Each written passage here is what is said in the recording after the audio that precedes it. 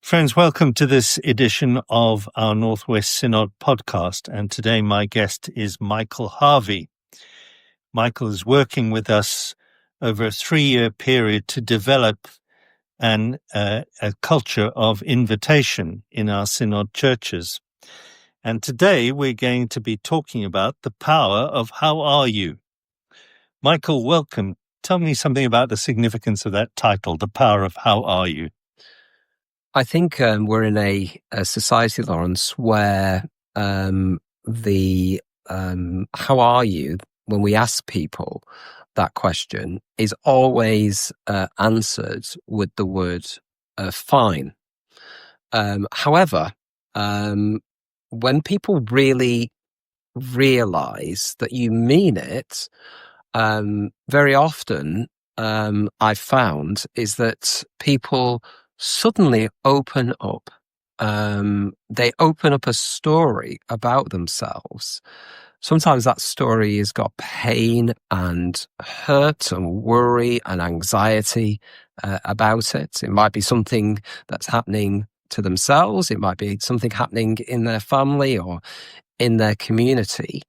But the power of how are you is that it can surprise us in what comes from the other person, something that we didn't know before we actually asked the question. So it's a surprisingly powerful question.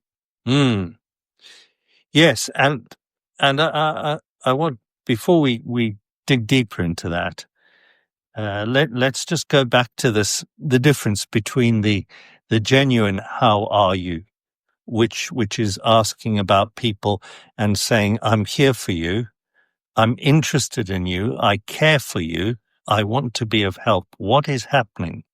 That and contrast that with the conventional, I'm fine, and how destructive that can be. Yeah, I think when we genuinely mean how are you to someone, I think we are somehow hearing an echo from the very first question in Genesis, which is, of course, where are you? And that was a kind of a question of disconnection. It was God in the garden asking the first human beings, where are you? Because God wanted to walk with them. He wanted to be connected with them. And I think when it's genuinely asked, it is an echo to that early question, which echoes down the generation. However, we are in a society where we have this learnt response. The learnt response when somebody asks you the question, how are you, is fine. And if you're quick, you ask, how are you, back to the other person. So it's like a double protection against really kind of saying what is actually going on in one's life. And so we all protect ourselves in that way because we've learned that people don't really want to know how we are, because if they really knew, that they would be shocked, with what is going on. However, it is much needed in a kind of a society that's got a high amount of people with anxiety, a high amount of people with depression. Yes. How are you is vital. Yes. I'm becoming more and more convinced that when we, as it were, enter into the conspiracy of, fine, how are you? It's not that we are hard-hearted and disinterested in the other person, but that actually somewhere deep down there is a real fear and a terror about the depth of what's happening, that we don't dare go near the answers. And I think that is reaching epidemic proportions in our society at the moment. And as you say, it is so vital. And actually, when when heard genuinely, as you say, there's that incredible surprise at the answers that come out. Yeah, so interesting you use the word fear and surprise, because I think that's right. I think there's a kind of, I would say theologically, there's a boundary edge of the kingdom of God that suddenly emerges with a "how are you?" bizarre as that might kind of sound, but fear is the thing which keeps us from actually genuinely engaging there on both sides, by the way. Yes. Because sometimes we're afraid to ask, "How are you?" And some people are afraid to kind of give us an answer. But when there is a genuine encounter between two human beings, and I believe God at that point, there's this kind of surprise, almost like a joyous surprise, that even in the telling of the story, there is a kind of, a surprise waiting for us, a gift waiting for both parties in it. It's almost as if both parties go away blessed in some way. Yes. And it's interesting too, isn't it, that because we don't, as a matter of daily practice, engage with each other in that way, we provide for that sort of answer to the question, "How are you?" with therapists and people that we pay genuinely to listen to us and to give us space to talk about the things that we can't talk about to anyone else. Yeah. And where can you go in society now to have a genuine conversation with someone? Yes, we have to pay therapists to have a genuine conversation. But again, if you look at Jesus as our model here, you only have to kind of look, at his one-on-one interactions with people, where Jesus is genuinely asking questions of them, which is ridiculous. Jesus is God and asking a human being a question. And yet he does it time and time and time again in his one-on-one interactions. And the encounters often lead to a change, kind of in the person that he's having an encounter with. And for us in our generation, the fact that questions, a question like "How are you?" could actually kind of have this incredible holy impact on somebody's life is something for us to consider. In your experience, what are some of the sorts of things that emerge when people ask, "How are you really?" and get the answer about how things really are? Yeah. It's a story often. It's a story emerges, and every person has a unique story. I always say to kind of youngsters when I go into the schools, get your thumb out for me. Please have a look at your thumbprint for me. I want you to know that there are 8 billion people on this planet, and only you have that thumbprint. That's ridiculous, isn't it? It's absolutely ridiculous. 8 billion people. And yet you and everybody else has a unique thumbprint. And that means that you can make a print, your own unique print on this world, which means that everybody has a unique story. There's some pain that often comes out in the story. And don't we see it in our Bible stories as well? Here's Moses minding his own business. In fact, he was minding the sheep, minding his father-in-law's sheep, and God comes to him, and basically Moses takes a closer look at the bush burning, and then we have this conversation that happens between God and Moses. And what comes out of that conversation is God is taking him back to a place of pain. My goodness, 40 years previously, he was in Egypt. He's run away from Egypt.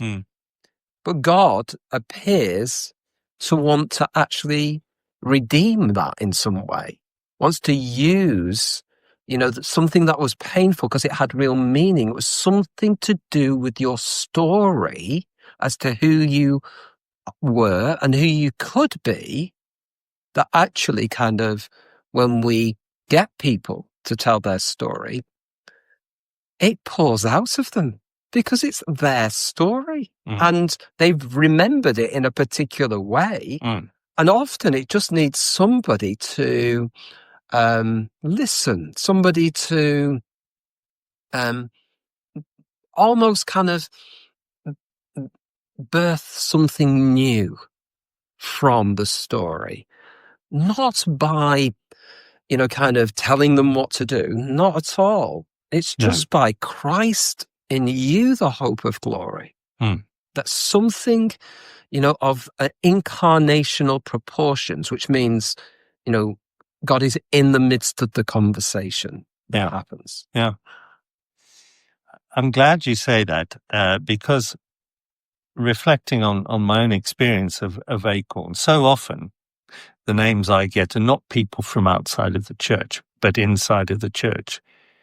And actually, I would have said at least 7 times out of 10, they turn out to be some pretty acute pastoral situations. And it wouldn't be appropriate to give examples because they're not my stories, but we have a conversation. Actually, I'm not sure how much input I ever have to give, but at the end of the conversation, just the listening and the telling of the story itself does something to change the situation. And it has begun to feel to me as though it's what the question does is to open up for people an opportunity to tell the ways in which they feel they're being crucified at the moment, and that there is something new that's born out of that telling of the story. I guess I'm saying it feels like it's Easter shaped. It's crucifixion. And some form of resurrection. Do you think that's over egging the pudding? Not at all. I honestly kind of think we are reliving, retelling, re-experiencing the life, the death, and the resurrection of Jesus as we answer the call of God to actually ask, how are you? Why would I think that? Why are you intimating that? I go to the kind of the morning of Easter morning. The women who were going to anoint the body of Jesus, and they were worrying, as they were going, thinking, oh my goodness, how are we going to roll the stone away? How are we going to roll the stone away? Oh my goodness, we want to anoint the body, but how are we going to roll the stone away? Do you know, the stone was rolled away. The stone was rolled away. And what I've discovered in the how are you, at times, if the other person truly responds to the genuineness of that question, it's almost as if the stone is rolling away. And what is been entombed, the tomb becomes a womb. It becomes the birth of something new. And again, why would I say that? I'd say that because very often at the end of the conversation, a person would say, thank you for helping me get that off my chest. Yes. And that sounds like healing to me. Even if we are, it's a form of words. But what if it's true? What if it's actually true? What if we find that there is something in the encounter with another human being, with God in the midst of that that there's a form of healing going on. Or they might not just say, oh, thank you for helping me get that chest. They might say, oh, thank you. I'm feeling that much better Yes. now for being able to share it with you. So something's entombed. How are you? The power of how are you releases something, and that which we think is dead births something new. So, could we think that how are you leads from tomb to womb? That there's new birth emerging. Yeah. Which would not be surprising. No. If God were involved. Shock horror. Shock horror. How do we equip people to be the ones who go around asking others, how are you? How are you really? Well, as we've discussed in Acorn, this practice is simple to do, and frankly, simple not to do. It's a very low barrier to entry. It's a very low barrier to entry. It really is praying the 14 words every day, which, again, to remind those who don't know what they are, it's gracious God. Actually, it's 15 words. Gracious God, today, is there someone you want me to connect with outside the church? And, if we could pray that prayer or say those words at the beginning of the day and then relax. Absolutely relax. Either God is going to connect us with someone or God isn't. So we can just relax, go about our normal day. But I challenge those who are listening, I challenge you to do that. Paste it to the inside of your eyelids, those 15 words. Get it on your mirror. Find a way to get it in front of your eyes. And I challenge you to do it because what those who have done it come back and report is that God seems to turn up in the most ordinary, everyday places. And so the first part of the equipping is just to ask God to open up those opportunities. The second part of the equipping is once we actually have a name that comes to mind, or when somebody comes in our pathway, we could be shopping or out on a daily walk and somebody comes walking towards us, and then we simply try and get the 3 words out of our mouth, that the how are you? And of course, we all recognize, because we're in a society that we're in, the answer's going to be fine. And then get the 4th word out, which is, no, how are you really? How are you really? So if you ask me, Lawrence, how can we equip people? Frankly, it's 15 words and 4 words. Mm. And then listen in silence. Listening and silence are the 2 superpowers. They don't cost anything either. But actually, the more we do of it, the better we will become at it. That's a relief, isn't it? That the 2 superpowers are listening in silence, because it's a relief. If you ask people to engage in a conversation, it then becomes, but what if I can't say the right things? Mm. Whereas, ask the question, shut up and listen. Yeah. That's such a relief. It is. And, invariably, of course, what happens, because we're listening to the other person, very often another question is downloaded into our minds. Because that's what, when you listen, you seek a little bit more information to kind of understand more of what the person is actually saying. But but there's no training that really can prepare us for what that second question is going to be. Yeah.